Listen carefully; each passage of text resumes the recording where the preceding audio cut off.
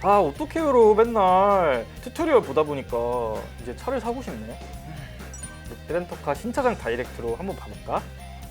전류는 뭐고 후류는 뭐고 사륜은 뭐지? 기자님 도와주세요. 안녕하세요. 오토케어TV 박희연입니다. 요즘 오토케어TV에서 다양한 차종의 신차 튜토리얼 영상을 보내드리고 있는데요. 물론 보시는 분들도 많이 뽐뿌를 받으시겠지만 이걸 찍으시는 우리 정 감독님도 요즘 차들 기능 좋은 게 너무 많잖아요. 새 차를 사고 싶은 욕심이 생기시나 봅니다. 그런데 벌써부터 막히셨어요. 2휠 드라이브, 4휠 드라이브 이게 뭐지? 싶으셨던 것 같아요. 우리 오토개님들도 견적 내다 보면 옵션에 있잖아요. 뭐 사륜구동이라고도 하는데 4휠 드라이브 꼭 선택해야 되나? 이거 꼭 있어야 되나? 이런 고민이 있으실 수 있고 전륜구동, 후륜구동 막 후륜구동이 무조건 좋다고 하는데 그럼 후륜구동 사야 되나? 이런 생각이 드실 수 있죠. 오늘 영상을 보시면서 전륜구동, 후륜구동, 그리고 사륜구동의 장단점과 특징을 명확히 아시고요. 나는 이 정도면 되겠어. 아니면 난 이 정도까지는 사고 싶어. 라고 결정을 하셨다면 롯데렌터카 신차장 다이렉트 어플을 이용해서 쉽고 빠르게 원하는 차종의 견적을 내보세요. 자, 그럼 이제 전륜구동, 후륜구동, 사륜구동 어떤 차이가 있는지, 어떤 특징이 있는지 알아보도록 하겠습니다. 초보 운전 오토기님들은 이렇게 생각하실 수 있어요. 뭐야?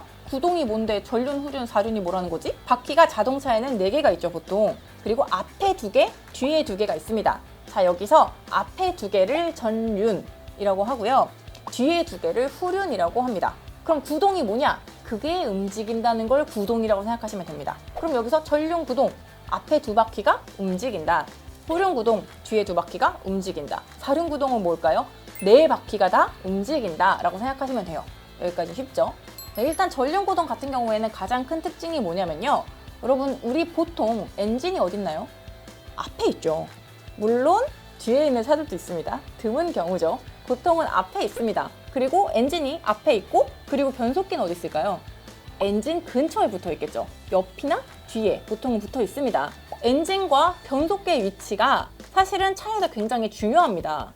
왜냐하면 얘네들이 정말 무겁거든요. 그러다 보니까 이 밸런스 부분에서, 무게 배분 부분에서 전륜과 후륜의 차이가 일단은 명확하게 차이가 납니다. 전륜구동의 장점도 굉장히 명확히 있습니다. 훨씬 더 부품 수가 많이 줄어들고, 부품이 줄어든다는 장점은 뭐겠습니까? 부품이 줄어들기 때문에 같은 차체 크기더라도 실내 공간이 넓어지는 거예요. 실용적이에요. 그쵸? 더 넓은 공간을 더 싸게 구입할 수 있는 거고요. 차가 가볍다고 말씀을 드렸어요.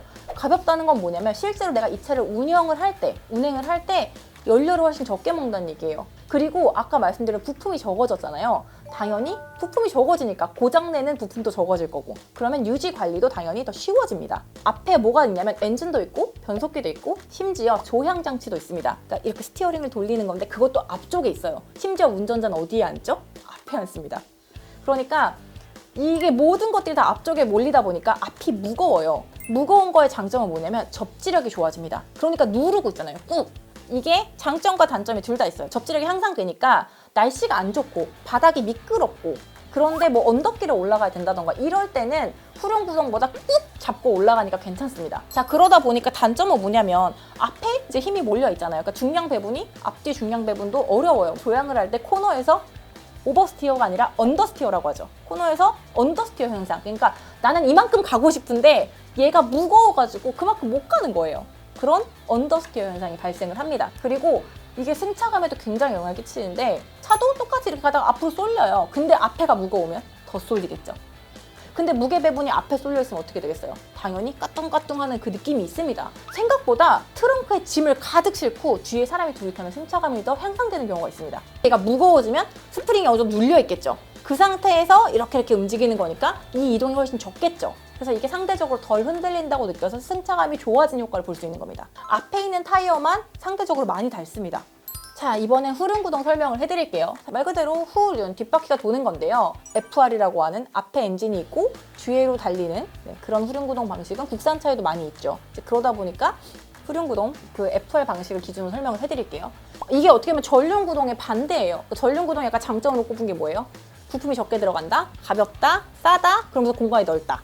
그거에 정확히 반대가 후륜구동이라고 생각하시면 되겠습니다. 후륜구동은 뒤에 그런 각종 기어들이 있고 무게가 꾹 눌러주다 보니까 뒷좌석 승차감이 좋아질 수밖에 없습니다. 그래서 고급 세단, 말 그대로 뒷자리에 사장님이 타시는 그런 차는 뒤가 승차감이 좋은 게 중요하겠죠. 물론 그렇기도 하고 앞바퀴는 뭐만 하면 돼요? 조향만 하면 됩니다. 그러니까 이 조향할 수 있는 그 시스템이 들어갈 자리도 충분하고요. 훨씬 더 기민하게 조향할 수 있습니다. 그러니까 스포츠카나 좀 더 좋은 차들에게는 그렇게 들어갈 수밖에 없죠. 후륜은 태생적으로 가속에 유리한 거예요. 왜냐? 가속을 하려고 힘을 주면 앞바퀴가 살짝 들리는데 그 얘기는 뭐 상대적으로 뒤가 눌리죠. 접지가 더 플러스가 됩니다. 그러니까 감속을 할 때는 오히려 앞에가 가벼우니까 덜 할지언정 가속을 할 때만큼은 후륜 구동은 태생적으로 힘을 구동축에 더 받는 거죠. 그러니까 가속이 더 잘 되겠죠. 즉 속도가 빨라질수록 안정적이 된다는 겁니다. 그게 장점, 굉장히 명확한 장점이죠. 후륜 구동 같은 경우에는 뒤에 그걸 기어가 더 들어가고 훨씬 더 많은 장치들이 들어가기 때문에 앞뒤 무게 배분이 더 용이하죠. 이 뒤쪽에 필요한 부품들이 많아집니다. 그리고 생각보다 이 차를 굴리는 힘이 받쳐지는 거잖아요. 그러니까 이 기어도 되게 크고 무겁습니다. 그래서 그게 있는 상태에서 다시 또 이제 드라이브 샤프트라고 해서 달리는 기어가 여기 이렇게 맞물려지겠죠? 그럼 이렇게 수직으로 돌아서 여기에 바퀴를 굴리는 겁니다. 그러다 보니까 일단 기본적으로 부품이 당연히 추가가 될 수밖에 없죠. 그리고 엔진이 있고 이 뒤쪽으로 변속기가 달려요. 그러면 어떻게 돼요? 그 뒤에 뭐가 있죠? 보통 운전석과 조수석이 있죠. 그 가운데를 지나가는 겁니다. 그리고 프로펠러 샤프트는 또 어디로 지나가겠어요? 마찬가지로 쭉 지나갑니다. 뒤까지. 그러면 가운데에 후륜 구동은 이게 이렇게 튀어나와 있어요. 왜냐? 거기 프로펠러 샤프트가 지나가기 때문이죠. 그리고 변속기도 마찬가지로 어떻게 되냐면 여기 지금 이렇게 대시보드가 있잖아요. 그러면 이 옆에 있는 거나 마찬가지예요. 운전석이 이쪽에 있는 거거든요. 그러면 이 옆에 변속기가 이 아래로 지나가는 거예요. 그럼 여기 공간도 튀어나오게 되겠죠. 그러니까 여기도 공간을 잃게 됩니다. 이 뒤에도 마찬가지로 잃게 되겠죠. 그러니까 공간이 좁아지는 건 어쩔 수가 없죠. 제일 많은 분들이 후륜 자동차를 사셨다가 이게 뭐야 막 당황하는 것 중에 하나가 미끄러운 길에서 차가 잘 미끄러지죠. 왜냐면 앞에 조향하는 축과 뒤에 구동하는 축이 다른데 뒤에는 이렇게 구동이 되고 뒤에는 약간 무게도 있는데 앞에는 가벼우면서 머리가 막 움직일 수 있잖아요. 미끄러우니까요, 하중이. 그래서 이런 경우에는 좀 후륜 구동이 많이 아쉽죠. 네. 이제 4륜 구동 설명을 해드리겠습니다. 4륜 구동 같은 경우에는요, 올휠 드라이브랑 포휠 드라이브라고 표현을 보통은 해요. 둘 다 같은 말입니다. 모든 휠이 회전한다, 아니면 4개의 휠이 돌아간다. 그러니까 드라이브니까요. 네. 그렇게 생각할 수 있는데 여기서 그럼 많은 분들이 헷갈리실 거예요. 왜 어디는 포휠 드라이브라고 써있고 왜 어디는 올휠 드라이브라고 써있어요? 근데 사실 이거는 정확히 나눈다기보다 대부분 어떻게 생각을 하시냐면요. 기본적으로 4륜 구동이 추가된, 그러니까 뭐 기본적으로 전륜 구동 기반으로 달린다던가 후륜 구동 기반으로 달리는데 여기에 4륜 구동 기능도 더해진 차들이 있어요. 그런 거 같은 경우는 보통 올휠 드라이브라는 표현을 쓰거든요. SUV들 같은 경우에는 그래서 굳이 포휠 드라이브라고 써있는 경우가 많습니다. SUV 차 같은 경우에는 정통 오프로더 이런 차들이 보통은 4륜 구동의 숫자 4자를 딱 강조해서 포휠 드라이브라는 표현을 많이 씁니다. 그래서 결국은 같은 의미라서 크게 뭐 이상하다 생각하실 거 없고요. 그럼 포휠 드라이브가 왜 필요할까요? 장점은 일단 4바퀴가 다 구동하니까 미끄러운 곳이나 아니면 뭐 울퉁불퉁한 곳 아니면 진짜 험로 같은 데는 바퀴가 3개만 다 있기도 하거든요. 그런 데서도 어쨌든 4개의 바퀴에 다 힘이 전달이 되니까, 그리고 배분도 조절이 가능하거든요. 그러니까 웬만한 지렁에선 다 빠져나갈 수 있다. 가속할 땐 뒷바퀴에 힘을 더 보내고 감속할 땐 앞바퀴에 힘을 더 보내고, 물론 감속이니까 잡아주는 거겠지만 어쨌든 그런 식으로 운전을 하면 되기 때문에 그런 장단점이 다 들어갈 수 있다는 거. 그리고 코너를 돌 때도 마찬가지로 4바퀴가 다 잡히기 때문에 한쪽이 날아간 느낌이 없어요. 밀려도 이게 같이 밀립니다. 나는 그 전륜구동 앞에 까뚱까뚱 하는 게 너무 싫은데 일단 4륜구동은 그게 없어. 이렇게 머리 박는 느낌이. 그런데 단점도 있습니다. 말 그대로 이 힘을 땅에다 받아준다는 얘기는 뭐냐면요, 그만큼 힘을 쓴다는 얘기입니다. 그러니까 내가 만약에 내 차가 100마력이에요. 100마력의 힘을 평소엔 2륜으로 달릴 때는 이 마찰의 한계 때문에 뭐 한 50마력밖에 못 써요. 근데 4륜 구동은 100마력을 다 쓸 수 있는 거죠. 25, 25, 25씩 다 걸려가지고. 그러니까 평소에 쓰고 다니는 에너지가 더 많은 겁니다. 애초에. 그러니까 연비에는 상대적으로 좋지 않겠죠. 그리고 트랜스퍼 케이스라고 해서 이 구동축을 연결하는 그런, 연결했다 뗐다 하는 그 케이스거든요. 그것도 들어가요. 그러니까 더 무겁겠죠. 그리고 더 비싸겠죠. 고장나면 더 고치기 힘들겠죠. 그러니까 비용이나 유지 관리 면에서 훨씬 더 돈이 많이 들어갑니다. 그렇기 때문에 그만큼 공간도 많이 차지합니다. 그러니까 실내에 남는 공간은 차체 크기에 비해서 적어지게 되겠죠. 그리고 이것은 내연기관, 그러니까 엔진이 있는 차를 기본으로 설명을 해드린 건데요. 다른 차가 있죠. 바로 전기차가 있습니다.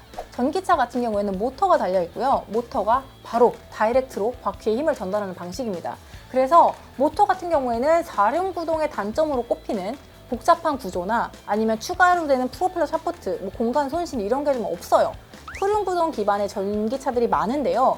얘네들은 4륜구동으로 가더라도 손실은 적고요. 이런 경우에는 도심에서 악천후를 만났을 때 더 유리하기 때문에 사실 후륜구동 기반 전기차 같은 경우에는 4륜구동을 선택하시는 것도 추천을 해드립니다. 그래서 뭐 궁금하시다면 제가 언제 전기차 편도 한번. 자, 오늘 전륜구동, 후륜구동, 4륜구동에 대해 설명을 해드렸는데요. 어떻게 이해가 좀 잘 되셨나요? 자, 오늘 설명드린 걸 이제 들으셨으니까요. 내가 차를 선택을 할 때 뭐 전륜, 후륜은 못 고른다 치더라도 최소한 4륜구동을 넣을지 말지 아니면 전기차를 살 때도 어떤 게 나을지 선택을 하시는데 도움이 많이 되시겠죠? 이제 롯데렌터카 신차장 다이렉트 어플을 키시고 견적만 내시면 됩니다. 자, 그리고 제가 아까 뭐 주행감, 승차감 이런 거 말씀을 드릴 때 파워트레인이 전부가 아닙니다. 사실 그보다도 중요한 게 휠과 타이어거든요. 그래서 안 그래도 마침 또 오토게님께서 휠 타이어 옵션 선택할 때 너무 고민되신다고 그렇게 얘기를 하셔가지고 다음번에는 휠 타이어를 선택하는 방법에 대해서 알려드리도록 하겠습니다. 오토케어TV와 함께 스마트한 자동차 생활 하시고요. 지금까지 알려드린 정보가 도움이 되셨다면 오토케어TV 구독과 좋아요, 알림 설정 부탁드려요.